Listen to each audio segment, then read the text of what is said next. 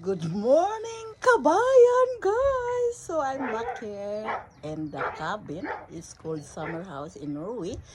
Free for today is me. Welcome me. Wow!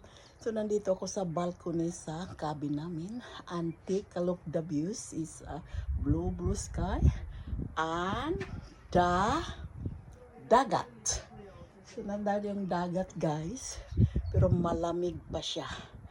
So that is it. Kakain lang kami ng lunch. Yung leftover ko sa aming kagabi na invite ko yung mga kuligos ko, co-worker. And I'm here. So that is it, guys. So I'm here. Yan. Yan ang dagat. During July, summertime is 5 week akong bakasyon. So dito ako palagi. And sitting there.